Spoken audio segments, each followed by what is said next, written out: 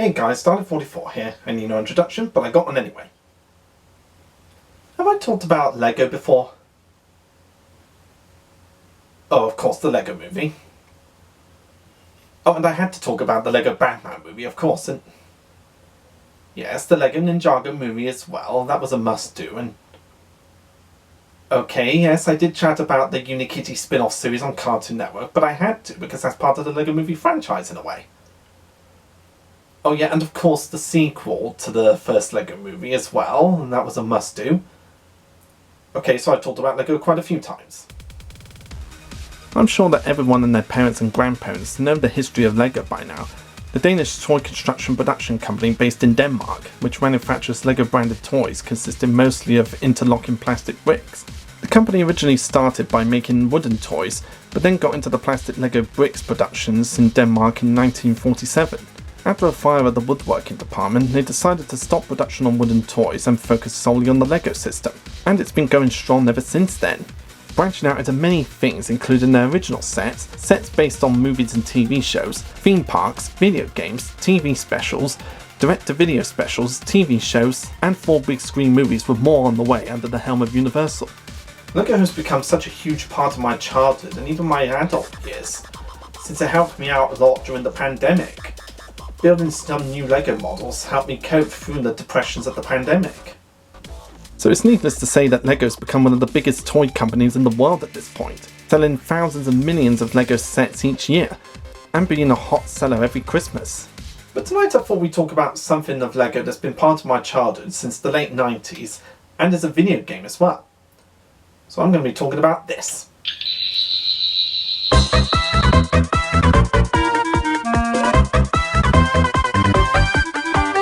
Lego Racers is a Lego racing video game developed by High Voltage Software and published by Lego Media, released for Microsoft Windows, Nintendo 64 and PlayStation in 1999, and it got re-released on Game Boy Color in 2000. Lego Racers was one of the first Lego video games I ever played as a kid. It was actually the very first video game I ever got from Lego. All the others were the PC CD-ROM games that came after this one. But is Lego Racers still as good as it was back in 1999? Well, I popped the old video game into my N64 console and went to find out. And here's the results. Being a racing game, the gameplay is centered around racing. Big surprise there. You can race against computer-controlled opponents or against another person. There are 4 types of races in the game. The circuit races, the single races, the versus races, and the time trial races. In the game you can choose from different car frames and build upon them until you have a car. You can also customize your character and race with him or her. There are 7 circuits in the game and each one has a champion of its own. The champions of the game were some of the most popular minifigures at the time, those being Captain Redbeard from Lego Pirates, King Kahuka from Lego Islanders, Basil the Batlord from Lego Fright Nights aka the Castle Theme, Johnny Thunder from Lego Adventurers, Baron Von Baron aka Sam Sinister from Lego Adventurers, Gypsy Moth from Lego Insectoids, and the video game exclusive champion, the main antagonist Rocket Racer has never been made in a set at that point. Each circuit has 4 racetracks and all of them are hosted by other characters from the various themes. These characters can be made to race with as well as the champions, as soon as you win the circuit. Lego Racers was a fun game to play back in 1999, and having replayed it today, it's still as fun as it was back then.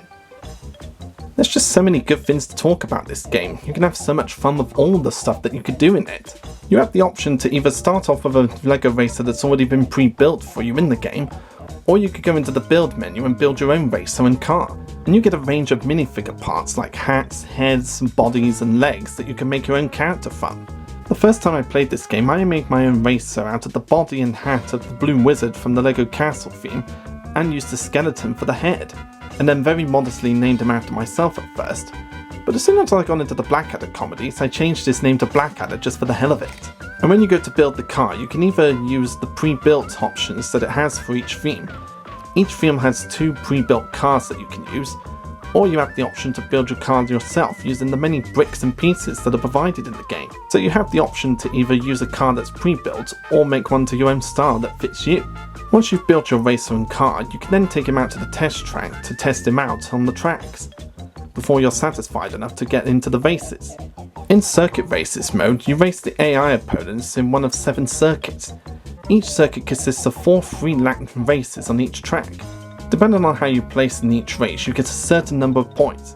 First place is 30 points, second place is 20, third is 10, fourth is 3, fifth is 2, and last is 1 point. The points from each track are added to determine the winner of the circuit. If you tie with an NPC, you receive the higher place.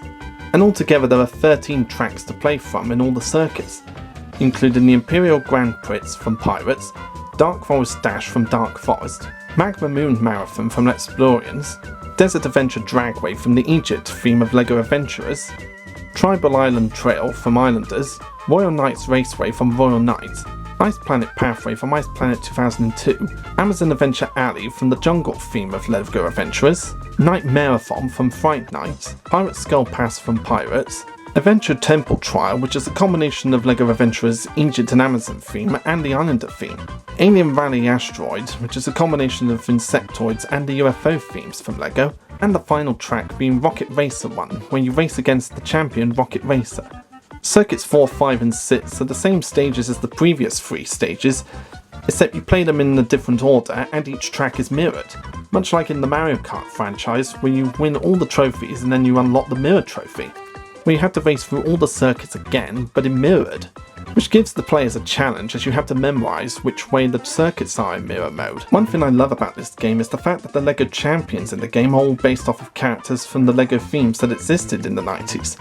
It was one thing to put all these LEGO themes together in your building playsets, but having it be in a video game? That was pretty new at the time. We have Captain Redbeard from the Pirates theme, who's become so popular that he was reintroduced in the LEGO Ideas theme, Kin Ahuka from the Islanders theme, who hasn't been seen in another set or minifigures theme since then, Basil the Batlord from Fright Night, who was recently re-released in the recent LEGO minifigures series as a brand new character with a brand new design, Johnny Thunder from Adventurers, who's become one of the most iconic characters in the LEGO theme, getting a cameo in the first LEGO movie, and getting a new version of himself released in one of the LEGO minifigures series. He even got to feature in LEGO Island 2 The Britster's Revenge as a supporting character on your adventure.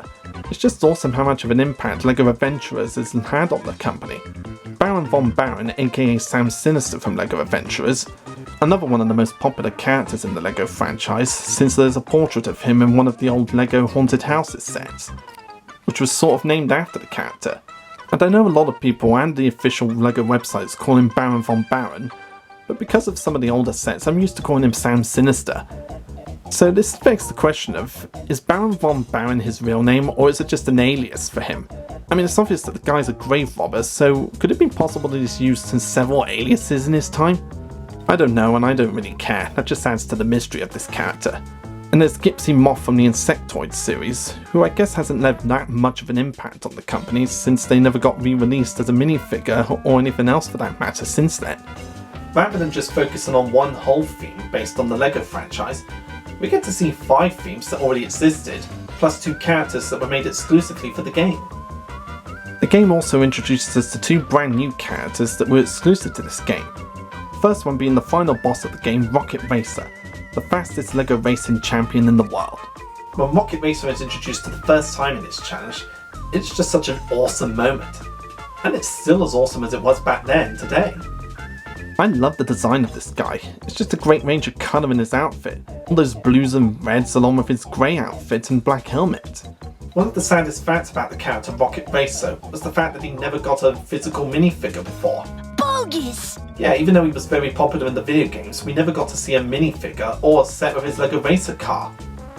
This character has never appeared as a physical minifigure in the 90s when the game was first released, so it left for LEGO fans to try and make their own custom version of this character so that they get a physical version of him. And it wasn't until 2018 and 2021 when we finally got physical versions of the character. Shut up and take my money! The first one being in LEGO Minifigures Series 18 where he was known as Race Car Guy. But the LEGO company did confirm that it was Rocket Racer since he has the Rocket Racer initials on his suit. Even though he was wearing a completely different suit to the game, the RR on his suit confirmed it, as well as the LEGO company. It may have taken them decades to make a minifigure for Rocket Racer to be sold in the shops, but they definitely didn't disappoint, even with the updates. The second time the character was released as a minifigure was in the LEGO City Stunts sets. LEGO City Stunts actually released two versions of this character as minifigs. The first one being a white, blue and red outfit, which is kind of a combination of his first outfit from LEGO Racers and his outfit from LEGO Racers 2. Then his second outfit being blacks, greys along with red and blue, which is more in keeping with his original appearance in the first game. But in those sets they upgraded him from a racing car driver to a motorbike stuntman to keep in with the theme of LEGO Stunts. And I'm sure that many LEGO Racers fans like myself rejoiced when the character finally got his minifigure release that he so deserved back in 1999. I love Rocket Racer as a LEGO video game character so much that I actually got two of his motorbike sets from the LEGO City Stunts range, and then I went to shop on the LEGO shop and got the parts I needed to make his car. And I'm very pleased with the results. The second exclusive character to the game is Veronica Voltage, the granddaughter of Professor Voltage from the Legoland game. In order to unlock this character and her car set, you must beat her in all the time trial races in the game. And the time trial challenges in the game are pretty ranged, meaning some of the courses can be pretty easy to beat her in, and others are more of a challenge. But scattered around all the time trial tracks to help you out are the green power bricks which give you a boost, and the white bricks which can upgrade them to even powerful boosts. The location of these bricks in the time trials can range from pretty easy to find, and others being a little more difficult, sometimes dragging you off course and causing you to bump into things and having to reverse to get back on track, which can be a real pain in the ass for 100% completionists, much like how Diddy Kong Racing's silver coin challenges were. For gamers out there who are 100% completionists, beating Veronica Voltage in the time trials is no easy task. Trust me, I've tried multiple times. Even playing it again after all these years, I still find it a kerfuffle to beat her in all the time trials. When you come first place in the circuit races and the time trial races, you'll then unlock the racing champions and their car sets in the Build It menu, where you can build these characters and their cars as they are, or use their minifigure sets to make your own custom racer. And it's not just one of those simple racing games where you've got to race around the tracks with no hassle, no. There are power-up bricks around the courses that you can use to get the upper hand on the opponents. You have the red bricks which fire projectiles, yellow bricks which cause hazards, a blue brick which gives a shield around yourself to protect you from projectiles, and the green brick which gives you a turbo speed boost. Also scattered around the tracks are white bricks, and you can pick the maximum of 3 white bricks to upgrade your weapons when you collect bricks. The basic red power-up brick is a cannonball, a red brick with 1 white brick is a grappling hook, a red brick with 2 white bricks is a lightning wand, and a red brick with 3 white bricks are 3 guided rockets that you can launch at your opponents. The basic yellow power-up is an oil slick, a yellow brick with 1 white brick is a barrel of gunpowder, which you can chuck behind you to blow up your enemies, a yellow brick with 2 white bricks causes a magnetic trap for the opponents, and a yellow brick with 3 white bricks unleashes the mummy's curse, which can mess up your steering.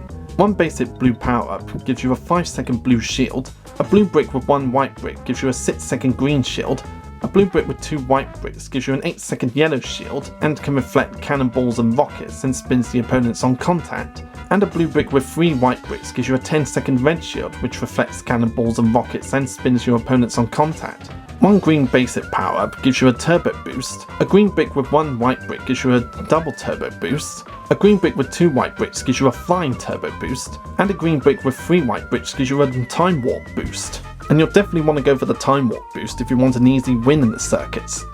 There are also several hazards in each track at the races, and each of these traps are all in keeping to the themes of each circuit, and most of the tracks have at least 1 shortcut. Shortcuts can be open like a tunnel which turns from the track, hidden like under a waterfall, or can only be blasted open by projectile power-ups. Only the player, that's you, can go through these shortcuts as all the other racers except for Veronica Voltage will ignore them, giving you a fair chance to beat them all. The music for the game was composed by Eric Knopfsinger, and I don't think this guy gets enough credit in the music department of video games because his music is just so damn catchy in this video game. You could listen to all the soundtrack of this game and just get entertained by it for its catchy vibes, from the main menu at the game to the racing tracks.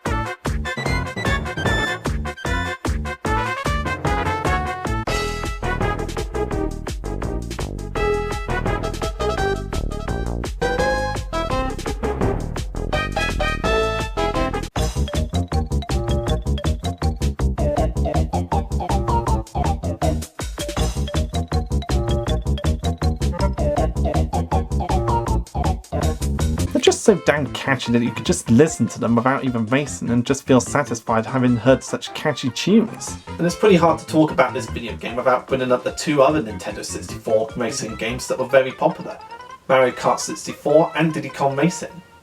Mario Kart 64 is regarded as the most popular racing game in the N64, since it carried on from the original Mario Kart game for the Super Nintendo Entertainment System and made it even better with their new graphics and their racetracks. And Diddy Kong Racing was another contender for a great video game in racing, with its story, great graphics and colourful characters and great music. So you could make the argument that LEGO Racers might have stolen the ideas from both these games, but I like to think that the game was inspired by both games, taking certain elements from both games to make their own idea of a LEGO Racers game. It would have been easy for LEGO to have tried to compete with Mario Kart 64 and Diddy Kong Racing to become the top racing game on the N64 console, but they really didn't need to. All they needed to do was be a fun LEGO racing game where you could build your own cars and race them on the circuit tracks. That was all that was required from the game, and it definitely delivers on that level. LEGO Racers honestly didn't need to be more popular than Mario Kart 64 or even Diddy Kong Racing. It just needed to be a good, fun LEGO video game. And luckily it was. And the game was so popular that it got a sequel, LEGO Racers 2, in 2001. And this game still holds up to this very day all these years later. All in all, LEGO Racers is still one of the best things to come out of the LEGO company, and it's still as fun to play today as it was back in 1999. And I'm glad that I held on to the N64 cartridge for all these years. I just have a blast returning to this video game whenever I'm in the mood for some LEGO nostalgia.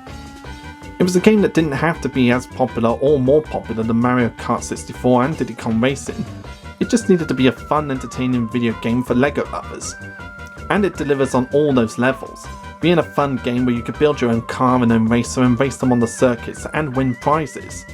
Those prizes being various racers and their own cars. It's a fun game that's still remembered by many LEGO fans for all these years, and it's a game that I always look forward to going back to whenever I'm in the mood for LEGO nostalgia. If you haven't played this game in a while or haven't played it at all, then I would definitely recommend checking it out if you could find it anywhere in your local shops. It's definitely worth a play if you're a LEGO fan and a racing game fan in general. It's a fun time for all the family. I'm Dalek44, and I'll see you next time, folks. I love this screwdriver.